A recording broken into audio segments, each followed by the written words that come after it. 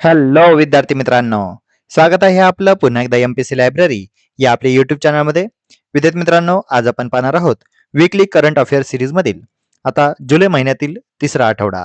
या आठवड्यामध्ये अतिशय महत्त्वाच्या चालू घडामोडी घडलेल्या आहेत, ज्या आपल्याला परीक्षेच्या अनुषंगाने अतिशय महत्त्वाच्या असणार आहेत. व्हिडिओ शेवटपर्यंत अवश्य पहा आणि चॅनलवर नवीन असाल तर सबस्क्राईब करायला विसरू नका. चला तर मग सुरू करूयात आजच्या व्हिडिओला. सर्वप्रथम 12 जुलै या दिवशीचा जो काही महत्वाचा दिनविशेष होता तो आपण पाहूया. 12 जुलै 1982 या दिवशी नाबार्ड या संस्थेची स्थापना करण्यात आलेली होती. बी शिवरामन समिती यांची शिफारस यासाठी झालेली होती. नाबार्ड म्हणजेच काय, तर national bank for agriculture and rural development म्हणजेच राष्ट्रीय कृषी आणि ग्रामीण विकास बँक. आपल्याला स्थापना दिनांक हा वारंवार परीक्षेमध्ये विचारला जातो, तर लक्षात घ्या 12 जुलै 1982. आता नाबार्डचं मुख्यालय कुठे आहे, तर मुंबई या ठिकाणी याचं मुख्यालय आहे. याचा उद्देश आहे भारतातील ग्रामीण आणि कृषी विकासासाठी वित्त पुरवठा व योजना यांची अंमलबजावणी करणे. आता याची पूर्वसंस्था कोणती होती, तर आरबीआय आणि एआरडीसी म्हणजेच ॲग्रिकल्चर रिफायनान्स अँड डेव्हलपमेंट कॉर्पोरेशन यामधील ग्रामीण भागातील क्रियाकल्प नाबार्डकडे वर्ग करण्यात आलेले आहेत. आता आरबीआय आणि भारत सरकार यांच्या संयुक्त नियंत्रणाखाली हे नाबार्डचं कार्य हे घडत असतं. आता नाबार्डच्या काही महत्वाच्या योजना कोणत्या आहेत, तर ग्रामीण पायाभूत सुविधा विकास निधी म्हणजेच RIDF, तसेच स्वयंसहाय्यता गट म्हणजेच self help group bank linkage, तसेच कृषी व ग्रामीण स्टार्टअपसाठी निधी आणि विकासात्मक प्रकल्पांचे पुनर्वित्त पुरवठा या नाबार्डच्या महत्वाच्या योजना आहेत. तर विद्यार्थी मित्रांनो, नाबार्ड विषयी आपण थोडक्यात सविस्तरपणे माहिती पाहिलेली आहे आणि हीच माहिती आपल्याला परीक्षेमध्ये वारंवार विचारली जाते. त्यानंतर या आठवड्यामध्ये महत्वाच्या एक क्रीडा घडामोडी घडलेल्या होत्या. त्यातील सर्वात महत्वाची क्रीडा घडामोड म्हणजे विम्बल्डन महिला एकेरी विजेते. आता विम्बल्डनचे जे काही दोन्ही फायनल झाले आहेत म्हणजे पुरुष एकेरी आणि महिला एकेरी, हे दोन्हीही जेतेपद आपण या आठवड्यामध्ये पाहणार आहोत. त्यातील महिला एकेरीचे विजेतेपद मिळालेले आहे लिंडा नॉस्कोवा. तिचे हे पहिलेच ग्रँड स्लॅम विजेतेपद आहे. आता लिंडा नॉस्कोवा ही विजेती ठरलेली आहे आणि उपविजेती आहे कॅरोलिना मुचोवा. आता हा जे काही ही फायनल झालेली होती ही 11 जुलै 2026 या दिवशी झालेली होती आणि लिंडा नॉस्कोवा हिचं वय आहे 21 वर्ष आणि 2011 नंतरची ही सर्वात तरुण विम्बल्डन महिला विजेती ठरलेली आहे. आता एकंदरीतच विम्बल्डन ह्या संपूर्ण स्पर्धेविषयी आपल्याला माहिती असणं आवश्यक आहे. विम्बल्डनची स्थापना ही 1877 मध्ये झालेली होती. ही जगातील सर्वात जुनी टेनिस स्पर्धा मानली जाते. याचं आयोजन All England Lawn Tennis and Croquet Club यामार्फत केलं जातं. ठिकाण आहे विम्बल्डन लंडन. तर कोर्टचा प्रकार आहे ग्रास कोर्ट आणि हे एकमेव ग्रँड स्लॅम आहे जे गवतावर खेळवलं जातं. दरवर्षी जून आणि जुलै महिन्यामध्ये विम्बल्डन स्पर्धा भरवली जाते आणि यांचा ड्रेस कोड असतो पांढरा पोशाख अनिवार्य.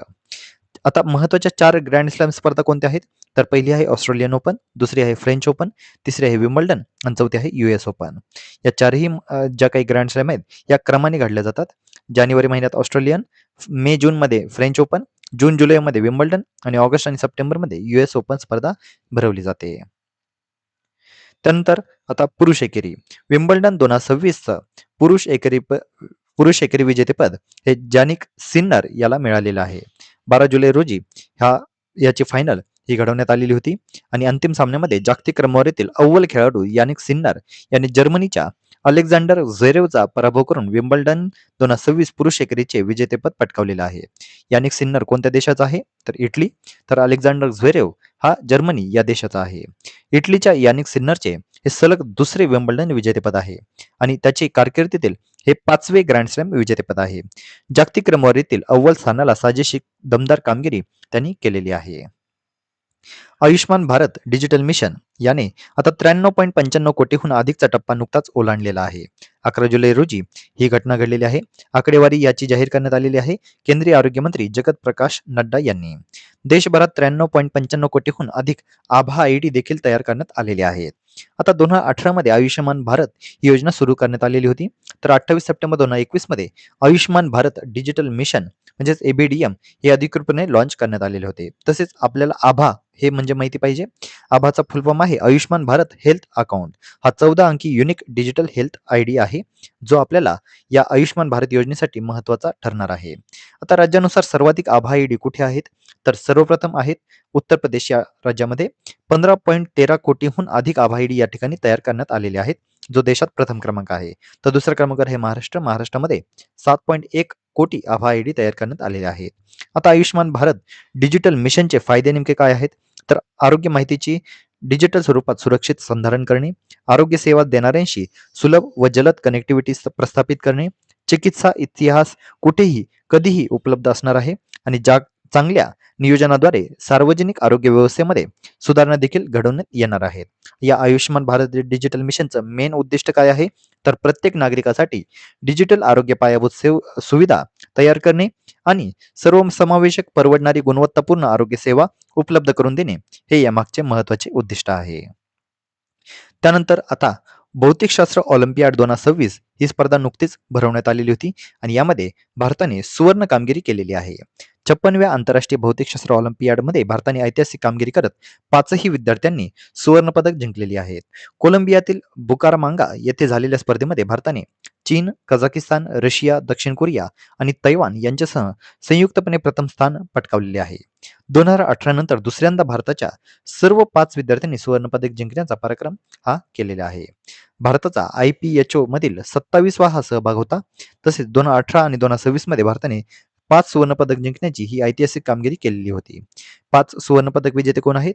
तर पुण्याचा कनिष्क जैन, मुंबईचा श्रेष्ठ सुरैया, इंदूरचा रिद्धेश बेंडाळे, द्वारकाचा ऋषित गर्ग आणि अहमदाबादचा स्वरित जोशी. या स्पर्धेची ठळक आकडेवारी कशी होती? तर 85 देशातील 381 विद्यार्थी यामध्ये सहभागी झालेले होते. 51 सुवर्ण पदके यामध्ये वितरित करण्यात आली, 80 रौप्य पदके आणि 97 कांस्य पदके प्रदान करण्यात आलेली आहेत. त्यानंतर महाराष्ट्राचे नवीन चेरापुंजी म्हणून आता पाथरपुंज या गावाची आता ओळख तयार झालेली आहे. सह्याद्रीच्या कुशीत वसलेले पाथरपुंज गाव आता महाराष्ट्रातील सर्वाधिक पर्जन्यमानासाठी प्रसिद्ध होत आहे. या ठिकाणी 2019 ते 2025 या कालावधीमध्ये सातत्याने अतिवृष्टीची नोंद ही करण्यात आलेली आहे. 2019 मध्ये विक्रमी 9320 मिलीमीटर वार्षिक पाऊस हा या ठिकाणी पडलेला होता. तर 2015 मध्ये सर्वात कमी 4327 मिलीमीटर पर्जन्यमान या ठिकाणी झालेले होते. आता या संपूर्ण या गोष्टीमागचं कारण काय? तर पश्चिम घाटातील उंच डोंगररांगा, घनदाट जंगल, अनुकूल भौगोलिक रचना म्हणजेच ओरोग्राफिक रेनफॉलसाठी हे अतिशय महत्वाचं असणार आहे. आणि याच संपूर्ण कारणामुळे महाराष्ट्राचं नवीन चेरापुंजी म्हणून आता पाथरपुंज या गावाची आता ओळख निर्माण झालेली आहे. 10 जुलै 2026 या दिवशी 2190 मिलीमीटर पावसाची नोंद या ठिकाणी झालेली होती आणि उर्वरित मान्सूनमध्ये हा आकडा आणखीनच वाढण्याची शक्यता देखील ठरणार आहे. आता या संपूर्ण या गोष्टीचा परिणाम काय? तर चांदोली धरणाच्या पाणलोट क्षेत्रामध्ये मोठ्या प्रमाणावर पाण्याची आवक होऊन जलसाठ्यामध्ये सातत्याने वाढ ही होणार आहे. सर्वाधिक काळ मुख्यमंत्री पदापदी आता देवेंद्र फडणवीस आता 3ऱ्या स्थानावर आलेले आहेत. सर्वाधिक काळ आपल्याला माहितीच असायला पाहिजे की वसंतराव नाईक हे महाराष्ट्राचे सर्वाधिक काळ मुख्यमंत्री राहिलेले नेते आहेत. त्यांनी 4096 दिवस म्हणजेच 11 वर्ष 2 महिने एवढा काळ त्यांनी भूषवलेला होता. दुसऱ्या क्रमांकावर आहेत विलासराव देशमुख 2686 दिवस, देवेंद्र फडणवीस तिसऱ्या क्रमांकावर 2430 दिवस आणि शरद पवार चौथ्या क्रमांकावर 2412 दिवस. फडणवीस यांचे मुख्यमंत्री पदाचा कार्यकाळ कसा होता? तर 31 ऑक्टोबर 2014 ते 12 नोव्हेंबर 2019 असा 1839 दिवस, 23 नोव्हेंबर 2019 ते 28 नोव्हेंबर 2019 असा 6 दिवस, तर 5 डिसेंबर 2024 ते 12 जुलै 2026 असा 585 दिवस असा त्यांचा कार्यकाळ होता. 12 जुलै 2026 रोजी देवेंद्र फडणवीस यांनी मुख्यमंत्री म्हणून 2430 दिवसांचा कार्यकाळ हा पूर्ण करत शरद पवार यांना मागे टाकून 3रे स्थान पटकावलेले आहे.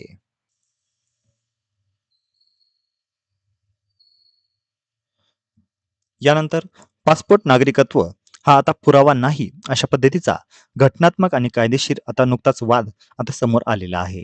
आता नुकतेच सरकारने जाहीर केलेलं आहे की पासपोर्ट हा नागरिकत्वाचा पुरावा नाही आणि यामुळे आपल्याला परीक्षेच्या अनुषंगाने ह्या संपूर्ण गोष्टी माहिती असणं आवश्यक आहे.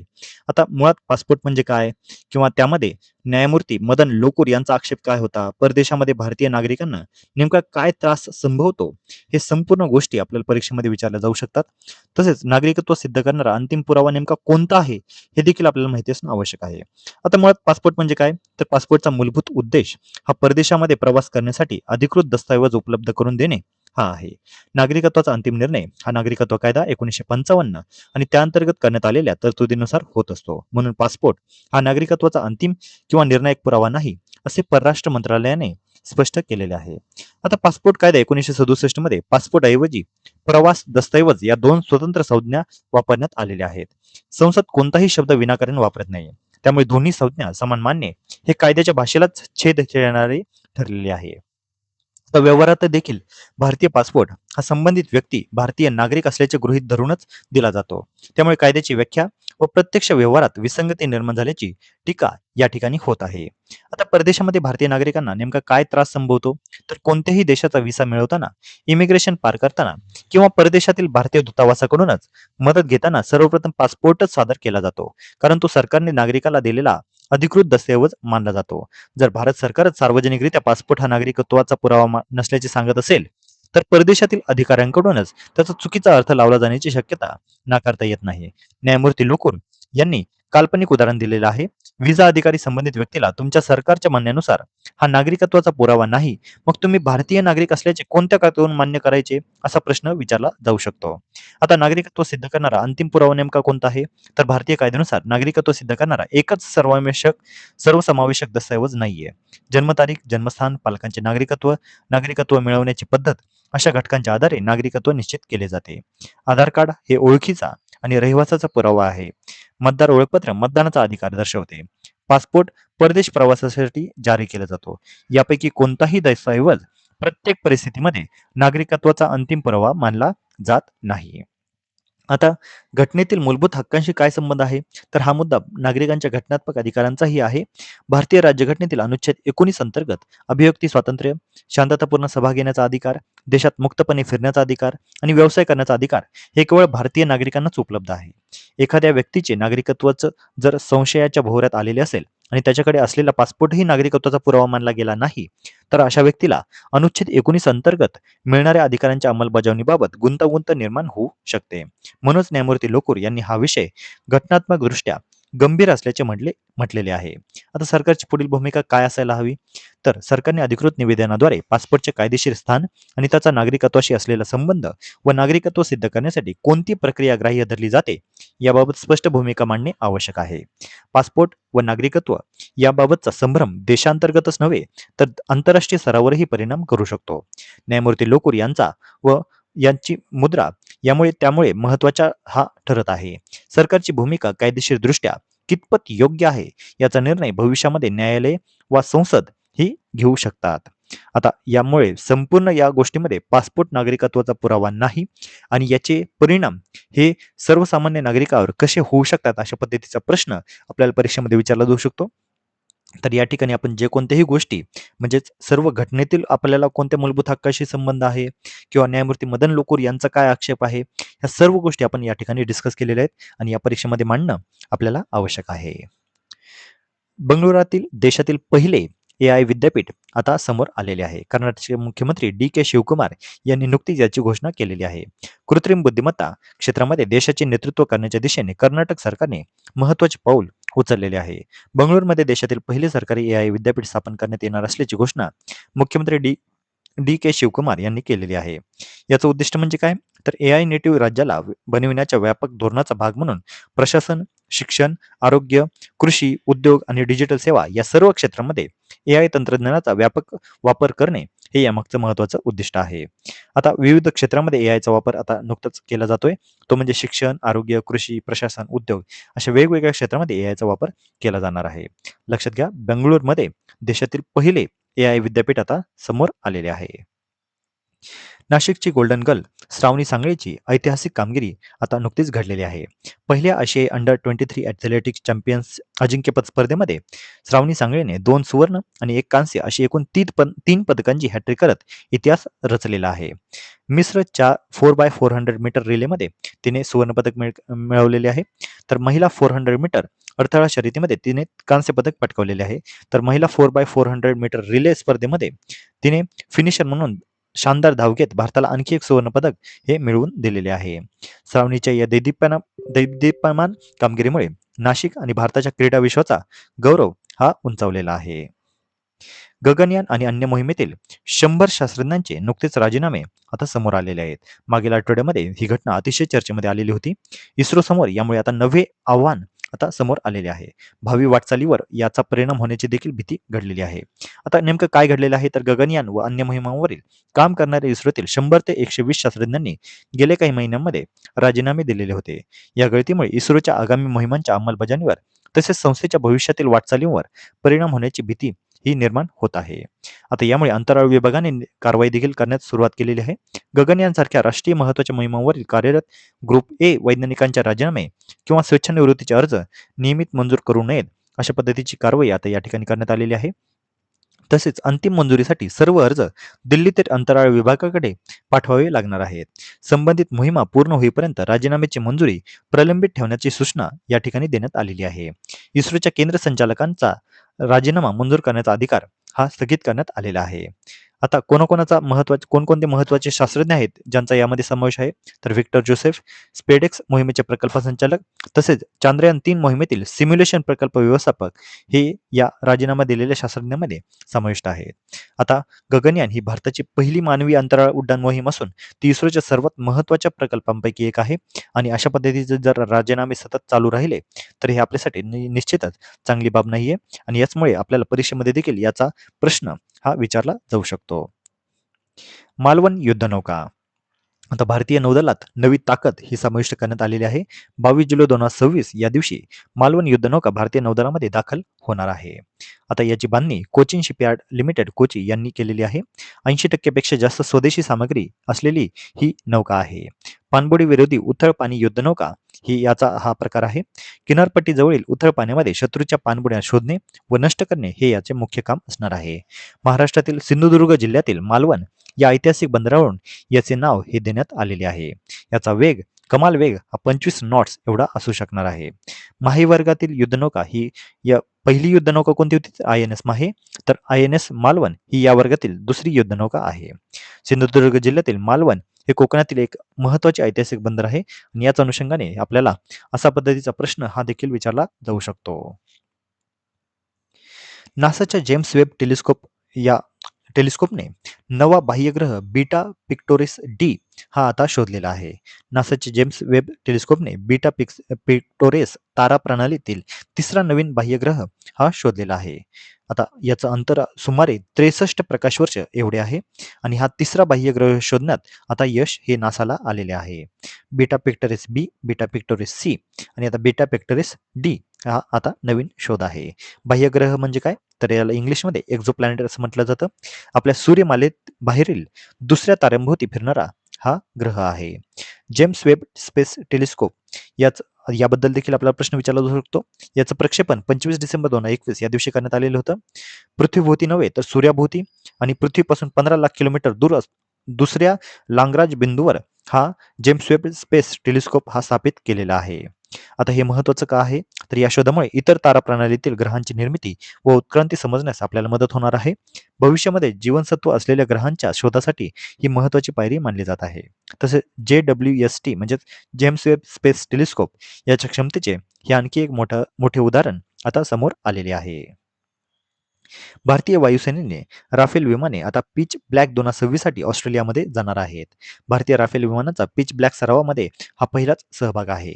20 जुलै ते 7 ऑगस्ट 2026 या दरम्यान हे राफेल विमाने हे सहभागी होणार आहेत. याचं आयोजन रॉयल ऑस्ट्रेलियन एअरफोर्स यांनी केलेलं आहे. विशेष बाब म्हणजे राफेल विमानाचा हा सरावातील पहिलाच सहभाग आहे. पिच ब्लॅक सराव काय आहे? तर याची सुरुवात 1981 मध्ये झालेली होती. 1988 पासून याची नियमित द्विवार्षिक हा सराव आहे. भारत यापूर्वी 2018, 2022 आणि 2024 मध्ये सहभागी झालेला होता. 2018 मध्ये भारताचा हा पहिलाच सहभाग असणार आहे. क्वाडचे 4 सदस्य म्हणजे US, जपान, भारत आणि ऑस्ट्रेलिया यामध्ये सहभागी होणार आहेत. वंदे मातरमचा अपमान आता दंडनीय ठरणार आहे. संसदेच्या 20 जुलैपासून सुरू होणाऱ्या पावसाळी अधिवेशनामध्ये संबंधित विधेयक लोकसभेमध्ये मांडले जाणार आहे. या विधेयकामुळे वंदे मातरमला जनगणमन प्रमाणेच वैधानिक संरक्षण मिळणार आहे. केंद्रीय मंत्रिमंडळाने राष्ट्रीय सन्मान अपमान प्रतिबंध अधिनियम 1971 मध्ये दुरुस्तीला मंजुरी दिलेली आहे. सध्या या कायद्याअंतर्गत राष्ट्रगीत म्हणजे जनगणमन, राष्ट्रीय ध्वज आणि संविधानाचा अपमान केल्यास 3 वर्षापर्यंत कारावास, दंड किंवा दोन्ही शिक्षा होऊ शकते. दुरुस्तीनंतर वंदे मातरमचाही या कायद्यामध्ये समावेश आता केला जाणार आहे. वंदे मातरमविषयी महत्त्वाची माहिती या ठिकाणी दिलेली आहे. ती तुम्ही संपूर्ण वाचून घेऊन परीक्षेला सामोरे जाणं हे अपेक्षित आहे. आता हायड्रोजन रेल्वेला नुकताच हिरवा झेंडा हा देण्यात आलेला आहे. देशातील हा पहिलाच उपक्रम आहे. जगातील सर्वाधिक शक्तिशाली असल्याचा पंतप्रधानांनी हा दावा केलेला आहे. या हायड्रोजन रेल्वे आता ही जी काही पहिली हायड्रोजन रेल्वे आहे ही कोणत्या मार्गावर आहे? तर जिंद ते सोनीपत अशा 89 किलोमीटरचा हा मार्ग आहे आणि 12 स्थानकावर याचा थांबा असणार आहे. प्रवास कालावधी सुमारे फक्त 2 तास असणार आहे. जिंद ते सोनीपत आपल्याला सरळ सरळ वन लाईनर या घटकामध्ये अशा पद्धतीचा प्रश्न विचारण्यात येऊ शकतो की देशातील पहिली हायड्रोजन रेल्वे कोणत्या मार्गावर धावण्यात आलेली होती? तर जिंद ते सोनीपत. भारताचे पहिले खाजगी रॉकेट विक्रम-1 हे यशस्वीरित्या प्रक्षेपित करण्यात आलेले आहे. हैदराबाद स्थित स्कायरूट एरोस्पेस या खाजगी कंपनीने श्रीहरिकोटा येथील सतीश धवन अंतराळ केंद्रातून ऑर्बिटल क्लास रॉकेट विक्रम-1 यशस्वीरित्या प्रक्षेपित केलेले आहे. आगमन असे या मोहिमेचे नाव आहे. आपल्याला हे परीक्षेमध्ये वारंवार विचारलं जाऊ शकतं, कारण अशा पद्धतीचे प्रश्न आपल्याला ऑलरेडी मागील परीक्षांमध्ये विचारलेले आहेत. तर भारताचे पहिले खाजगी रॉकेट त्याचं नाव काय आहे? विक्रम-1 आणि त्या मोहिमेचं नाव काय होतं? तर आगमन असे या मोहिमेचं नाव होतं. आगमन या मोहिमेच्या उड्डाणादरम्यान या रॉकेटची कामगिरी आणि त्यातील प्रमुख तंत्रज्ञानाची पडताळणी करणे हा या मोहिमेचा प्रमुख हा उद्देश आहे. हे रॉकेट 450 किलोमीटर उंचीवरील निम्न पृथ्वी कक्षेमध्ये म्हणजे लो अर्थ ऑर्बिटमध्ये यशस्वीरित्या स्थापित झालेले आहे. या मोहिमेमध्ये स्कायरूटच्या स्कोप बरोबरच ग्रहा स्पेस, कॉमर्स वर्ल्ड आणि डिक्यूब यांनी विकसित केलेल्या तंत्रज्ञानाचा देखील समावेश करण्यात आलेला होता. या मोहिमेतील विशेष पेलोड म्हणजे पंतप्रधान नरेंद्र मोदी यांच्या हस्तलिखितातील वंदे मातरम संदेश असलेले पोस्टकार्ड यामध्ये आहे. 18 कॅरेट सोन्यातील रॉकेटची प्रतिकृती आहे. तसेच अभियंते, शास्त्रज्ञ आणि भारतीय अंतराळवीरांची माहिती व शुभेच्छा पत्रे यामध्ये आहेत. Doctor Vikram Sarabhai, sir C V Raman आणि डॉक्टर एपीजे अब्दुल कलाम यांच्या लहान शिल्पकृतींचा देखील यामध्ये समावेश आहे. आता इस्रोकडून 7 अंतराळ मोहिमांचे नियोजन हे केले जाणार आहे. भारतीय अंतराळ संशोधक संस्था म्हणजे इस्रोच्या चालू आर्थिक वर्षामध्ये किमान 7 अंतराळ मोहिमा राबवणार आहेत. पुढील प्रक्षेपण 2 महिन्यांमध्ये करण्यात येणार आहे आणि आगामी कार्यक्रमामध्ये गगनयान मोहिमेचा समावेश हा असणार आहे. ज्येष्ठ समाजसेवक डॉक्टर कुमार सप्तर्षी यांचे नुकतेच दुःखद निधन झालेले आहे. समाज परिवर्तनासाठी समर्पित जीवनाचा प्रेरणादायी प्रवास आता थांबलेला आहे. ज्येष्ठ समाजवादी विचारवंत, गांधीवादी कार्यकर्ते, युवक क्रांती दलाचे संस्थापक, महाराष्ट्र गांधी स्मारक निधीचे अध्यक्ष, माजी आमदार, लेखक व युवकांचे प्रेरणास्थान असलेले डॉक्टर कुमार सप्तर्षी यांच्या वयाच्या 84व्या वर्षी 18 जुलै रोजी निधन झाले. आता त्यांचा थोडक्यात जीवन परिचय जाणून घेऊया. त्यांचा जन्म 21 ऑगस्ट 1941 या दिवशी झालेला होता. त्यांचं शिक्षण बीजे वैद्यकीय महाविद्यालय पुणे यातून MBBS त्यांनी पदवी मिळवलेली होती. सुरुवातीला वैद्यकीय व्यवसाय त्यांनी मंडईतील बुरुड आळी येथे दवाखाना टाकून केलेले होते. 17 नोव्हेंबर 1967 रोजी सिंहगडावर युवक क्रांती दल म्हणजे युक्रांदची स्थापना त्यांनी केलेली होती. 1978 मध्ये जनता पक्षाकडून तत्कालीन अहिल्यानगर या ठिकाणाहून त्यांनी आमदार म्हणून त्यांची निवड झालेली होती. बिहार आणि मराठवाड्यातील दुष्काळात त्यांनी मदत कार्य केलेलं होतं. आणीबाणीच्या काळामध्ये भूमिगत राहून लोकशाहीच्या रक्षणाचं काम त्यांनी केलेलं होतं. येरवडा कारागृहामध्ये त्यांना स्थानबद्ध देखील करण्यात आलेलं होतं. महाविद्यालयांची शुल्कवाढ, मराठवाडा विद्यापीठ नामांतर आंदोलन, दलितांना मंदिरात प्रवेश मिळवून देण्याचा लढा यांसह अनेक सामाजिक राजकीय आंदोलनामध्ये सक्रिय नेतृत्व त्यांचं राहिलेलं होतं. 70च्या दशकामध्ये पुरीचे शंकराचार्य निरंजन देव तीर्थ यांच्याशी केलेल्या जाहीर वादविवादांचे देशभरात पडसाद उमटलेले होते. महाराष्ट्र गांधी स्मारक निधीचे अध्यक्ष आणि विश्वस्त म्हणून अखेरच्या श्वासापर्यंत त्यांनी गांधी विचारांचा प्रसार हा केलेला होता. सत्याग्रही विचारधारा मासिकाचे संपादक म्हणून दीर्घकाळ कार्य त्यांनी केलेलं होतं. लक्षात घ्या, आपल्याला त्यांच्याविषयी या संपूर्ण गोष्टी माहिती असणं आवश्यक आहे. आणि सर्वात महत्त्वाचं म्हणजे त्यांनी संस्था कोणती स्थापन केलेली आहे? तर युवक क्रांती दल युक्रांद ही संस्था त्यांनी स्थापन केलेली होती. आणि त्यांनी कोणत्या मासिकाचं संपादक म्हणून काम केलेलं होतं? तर सत्याग्रही विचारधारा म्हणून त्यांनी संपादक म्हणून काम केलेलं होतं. त्यांच्या ग्रंथसंपदा याविषयी देखील आपल्याला माहिती असणं आवश्यक आहे.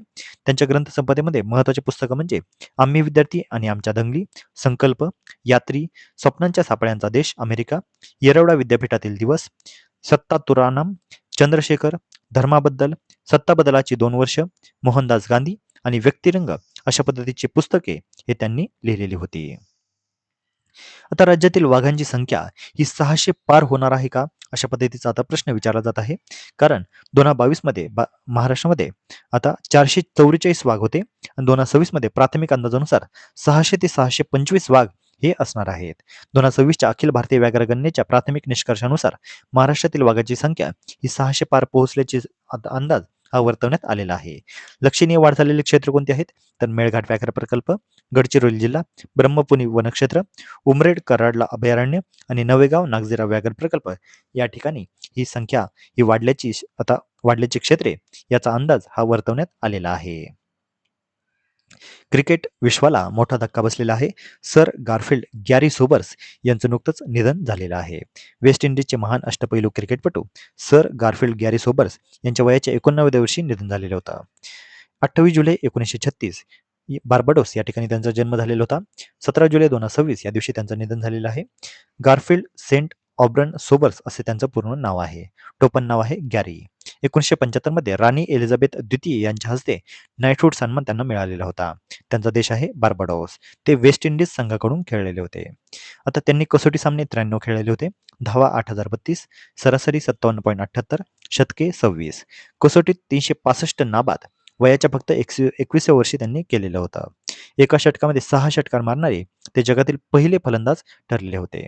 ICCच्या सर गारफिल्ड सोबर्स ट्रॉफीला त्यांचे नाव दिले गेलेले आहे. ती वर्षातील सर्वोत्तम पुरुष क्रिकेटपटूस दिली जाते. वेस्ट इंडिज क्रिकेट याबद्दल माहिती पाहूया. वेस्ट इंडिज हा एकच देश नाही तर 15 कॅरिबियन देश मिळून बनलेला संयुक्त क्रिकेट संघ आहे. यातील काही प्रमुख देश म्हणजे Barbados, Jamaica, Trinidad and Tobago, Guyana, Antigua आणि सेंट लुसिया. गॅरी सोबर्स हे क्रिकेटच्या इतिहासातील सर्वात महान अष्टपैलू खेळाडूंमधील एक मानले जातात. पाकिस्तान पाकिस्तान आता गिलगिट बाल्टिस्तानला तात्पुरत्या प्रांताचा दर्जा देणार आहे. 17 जुलैला पाकिस्तानच्या विधानसभेमध्ये याची मंजुरी देण्यात आलेली आहे. पाकिस्तानचा हा 5वा प्रांत बनणार आहे. भारताचा हा अविभाज्य भाग असला तरी पाकिस्तान याचा क्लेम करत आहे. भारताच्या लडाख केंद्रशासित प्रदेशाच्या उत्तर पश्चिमेस पाकिस्तानच्या बेकायदेशीर हा ताबा त्यांनी केलेला आहे. 17 जुलै रोजी पाकिस्तान विधानसभेमध्ये याची मंजुरी बनलेली आहे. पाकिस्तानचा हा 5वा प्रांत बनणार आहे. भारताच्या दृष्टीने गिलगिट बाल्टिस्तान हा जम्मू काश्मीर लडाखचा अविभाज्य भाग आहे. लडाख केंद्रशासित प्रदेशाच्या उत्तर पश्चिमेस तर पाकिस्तानच्या बेकायदेशीर ताब्यात आहे. POK मध्ये 2 भाग पडतात. यातील पहिला त्यांच्या मतानुसार आझाद जम्मू काश्मीर आणि दुसरा आहे गिलगिट बाल्टिस्तान. VS रत्नवेल आता भारताचा 99वा ग्रँडमास्टर झालेला आहे. 18 जुलै 2025 रोजी Guwahati smart city international open स्पर्धेमध्ये ऐतिहासिक कामगिरी त्याने केलेली आहे. भारताचा 99वा ग्रँडमास्टर कोण बनलेला आहे तर VS रत्नवेल. GMचे म्हणजे ग्रँडमास्टरचे 3 नॉर्म्स 2022 मध्येच त्याने पूर्ण केलेले होते. स्पर्धेमध्ये सलग 9 विजय मिळवत त्याने आवश्यक रेटिंग गुण हे प्राप्त केलेले आहे. 2015 मध्ये वर्ल्ड युथ अंडर 10 स्पर्धेमध्ये त्याने कांस्य पदक पटकावलेले होते. तो कोइंबतूरचा रहिवासी आहे तर पेशाने तो मेकॅनिकल इंजिनियर आहे. मध्य प्रदेशामध्ये UCC म्हणजे समान नागरी संहिता विधेयकाला मंत्रिमंडळाची मंजुरी नुकतीच मिळालेली आहे. 11 जुलै 2026 रोजी मध्य प्रदेश मंत्रिमंडळाने UCC विधेयकाच्या मसुद्याला मंजुरी दिली होती. 20 जुलैपासून सुरू होणाऱ्या विधानसभा पावसाळी अधिवेशनामध्ये हे विधेयक सादर केले जाणार आहे. मध्य प्रदेशचे मुख्यमंत्री आहेत डॉक्टर मोहन यादव. मसुद्यास 13% पेक्षा अधिक जनसमर्थन मिळाल्याचा दावा हा या ठिकाणी करण्यात आलेला आहे. प्रस्तावित UCC मधून अनुसूचित जमातींना वगळण्याची शिफारस देखील करण्यात आलेली आहे. आता उत्तराखंड नंतर UCC लागू करण्याच्या दिशेने पाऊल उचलणाऱ्या प्रमुख राज्यामध्ये मध्य प्रदेशचा आता समावेश झालेला आहे. हरजित सिंग ग्रेवाल यांची आता राष्ट्रीय अल्पसंख्याक आयोग म्हणजे NCMचे अध्यक्ष म्हणून नियुक्ती करण्यात आलेली आहे. 16 जुलै 2026 या दिवशी ही नियुक्ती करण्यात आली. हे अध्यक्षपद एप्रिल 2025 पासून रिक्त होते. पंजाबमधील भाजपचे ते ज्येष्ठ नेते आहेत तर दुसरे सलग शीख अध्यक्ष आहेत. NCMच्या अध्यक्षपदी नियुक्त होणारे ते तिसरे शीख व्यक्ती आहेत. कार्यकाळ त्यांच्यासाठी असणार आहे 3 वर्ष. तर आता हा जो काही अल्पसंख्याक आयोग आहे हा एक स्टॅच्युटरी आयोग आहे हे देखील आपल्याला माहिती असणं आवश्यक आहे. राष्ट्रीय अल्पसंख्याक आयोग कायदा 1992 अंतर्गत याची स्थापना झालेली होती. यामध्ये 7 सदस्य असतात, 1 अध्यक्ष, उपाध्यक्ष आणि 5 सदस्य. मुख्यालय याचं आहे नवी दिल्ली या ठिकाणी. अधिसूचित 6 अल्पसंख्याक समुदाय कोण आहेत तर मुस्लिम, ख्रिश्चन, शीख, बौद्ध, पारशी आणि जैन. संविधानातील अल्पसंख्याकांविषयी कलमे कोणते आहेत 29 आणि 30. संविधानामध्ये अल्पसंख्याक या शब्दाची व्याख्या ही दिलेली नाही. माजी अध्यक्ष कोण होते इक्बाल सिंग लालपुरा. 1993 मध्ये पहिले अध्यक्ष कोण होते सरदार अली खान. PV सिंधूने नुकतेच जपान ओपन 2026 महिला एकेरीचे विजेतेपद हे पटकावलेले आहे. 2 वेळची ऑलिम्पिक पदक विजेती PV सिंधू हिने जपान ओपन 2026 मध्ये ऐतिहासिक कामगिरी करत महिला एकेरीचे विजेतेपद हे पटकावलेले आहे. अंतिम सामन्यामध्ये सिंधूने यजमान जपानच्या अकाने यामागुची हिचा 21-17, 21-17 अशा सरळ 2 गेममध्ये पराभव केलेला आहे. टोकियो येथे झालेल्या स्पर्धेमध्ये सिंधूने प्रथमच जपान ओपनचे विजेतेपद पटकावलेले आहे. या विजयासह सिंधू आता जपान ओपन जिंकणारी पहिली भारतीय खेळाडू ही ठरलेली आहे. काही महत्त्वाच्या वन लाईनर या ठिकाणी पाहूया. भारताने ब्रुसेल्स न्यूयॉर्क बैठकीमध्ये पॅलेस्टाईनला UN सदस्यत्वाला पाठिंबा दिलेला आहे. दिल्लीने 22व्या राष्ट्रकुल टेबल टेबल टेनिस चॅम्पियनशिप 2026 साठी मयूर हा अधिकृत शुभंकर हा अनावरण केलेला आहे. हरियाणा, चंदीगड आणि पंजाबच्या दौऱ्यादरम्यान हरियाणातील जिंद रेल्वे स्थानकावरून भारताच्या पहिल्या हायड्रोजन रेल्वेला आता हिरवा झेंडा दिलेला आहे. रेल्वे मंत्री अश्विनी वैष्णव यांनी भूसंपादनासाठी रेल भूमी पोर्टलची घोषणा केलेली आहे. ब्रँड फायनान्स इंडिया 100 या अहवालामध्ये MRFला भारतातील सर्वात मौल्यवान व मजबूत टायर ब्रँड म्हणून स्थान मिळालेले आहे. केंद्रीय मंत्रिमंडळाने भारताच्या सेमीकंडक्टर डिझाईन आणि उत्पादन परिसंस्थेच्या विकासासाठी 1,27,500 कोटी रुपयांच्या अर्थसंकल्पीय तरतुदीसह सेमिकॉन 2.0 या कार्यक्रमाला मंजुरी ही दिलेली आहे. हैदराबादमध्ये ब्रिक्स कामगार आणि रोजगार मंत्र्यांची 12वी बैठक ही नुकतीच पार पडलेली आहे. तर कर्नाटकमध्ये आता उभारले जाणार आहे भारतातील पहिले सरकारी AI विद्यापीठ. आता या आठवड्यातील सर्वात महत्त्वाची गोष्ट म्हणजे स्पेन आता बनलेला आहे फिफा विश्वचषक 2026चा विजेता. स्पेनने अर्जेंटिनाच्या 1-0 पराभव करून विश्वचषकावर आपले नाव हे कोरलेले आहे. अंतिम सामन्यामध्ये स्पेनने अर्जेंटिनाचा 1-0 पराभव केलेला आहे. विजयी गोल अतिरिक्त वेळेमध्ये त्यांनी केलेला आहे. स्पेनने ही स्पर्धा ही दुसऱ्यांदा जिंकलेली आहे. या अगोदर 2010 मध्ये त्यांनी पहिल्यांदाच विश्वचषक जिंकलेला होता आणि त्यांनी अंतिम स्पर्धेमध्ये अर्जेंटिनाला हरवलेले आहे. फिफा 2026 याविषयी आपल्याला माहिती असणं आवश्यक आहे. विजेता आहे स्पेन, उपविजेता आहे अर्जेंटिना, तिसरे स्थान मिळालेले आहे इंग्लंड आणि चौथे स्थान मिळालेले आहे फ्रान्स या देशाला. स्पेनने दुसऱ्यांदा जेतेपद पटकावलेले आहे. सर्वाधिक जेतेपद हे ब्राझील संघाने मिळवलेले आहे. 5 वेळा त्यांना जेतेपद मिळालेले आहे. जर्मनी आणि इटली यांना 4 वेळा. फिफा विश्वचषक स्पर्धेचे पहिले आयोजन 1930 मध्ये उरुग्वे येथे करण्यात आलेले होते. पहिला विजेता होता उरुग्वे आणि उपविजेता होता अर्जेंटिना. फिफा विश्वचषक दर 4 वर्षांनी आयोजित केला जातो. द्वितीय महायुद्धामुळे 1942 आणि 1946 या वर्षामध्ये ही स्पर्धा आयोजित करण्यात आलेली नव्हती. अधिकृत मस्कॉट कोणते होते या स्पर्धेचे? तर मॅपल द मूस जो कॅनडाचा गोलकीपर म्हणून मानला जातो, झायू द जॅग्वार हा मेक्सिकोचा फॉरवर्ड म्हणून, तर क्लच द बाल्ड ईगल हा अमेरिकेचा मिडफिल्डर. आता या संपूर्ण स्पर्धेमध्ये महत्त्वाचे पुरस्कार देखील देण्यात आलेले आहेत. गोल्डन बॉल मिळालेला आहे सर्वोत्तम खेळाडू रॉझी याला, silver ball Lionel Messi, bronze ball Kylian Mbappe, golden glove म्हणजे सर्वोत्तम गोलरक्षक Unai Simon, best young player सर्वोत्तम युवा खेळाडू आहे Pau Cubarsi. FIFA fair play award Netherlands या संघाला मिळालेला आहे. आता या संपूर्ण स्पर्धेमध्ये प्रथमच 48 संघ हे समाविष्ट झालेले होते. उत्तर अमेरिकेतील 3 देशांमध्ये याचं आयोजन करण्यात आलेलं होतं, कॅनडा, मेक्सिको आणि अमेरिका. अंतिम सामना 19 जुलै न्यूयॉर्क, न्यू जर्सी या ठिकाणी भरवण्यात आलेला होता. 2022चा म्हणजे मागील विजेता होता अर्जेंटिना. मेक्सिको हे तिसऱ्यांदा विश्वचषकाचे आयोजन हे त्यांनी केलेले आहे. स्पेन हा पुरुष व महिला विश्वचषक एकाच वेळी धारण करणारा पहिला देश ठरलेला आहे. यामध्ये या संपूर्ण स्पर्धेमध्ये सर्वाधिक गोल कोणी केलेले आहेत? तर कायलिन एम्बापेने 10 गोल, लिओनल मेसीने 8 गोल, जूड बेलिंगहॅम यांनी 7 गोल, तर अर्लिंग हॉलंड याने 7 गोल. तर विद्यार्थी मित्रांनो, हा होता आजचा व्हिडिओ. आजचा व्हिडिओ तुम्हाला कसा वाटला हे आम्हाला कमेंटमध्ये जरूर सांगा. अशाच अधिक इन्फॉर्मेटिव्ह कंटेंटसाठी आपली MPSC लायब्ररी या यूट्यूब चॅनलला सबस्क्राईब आणि शेअर करायला अजिबात विसरू नका. धन्यवाद.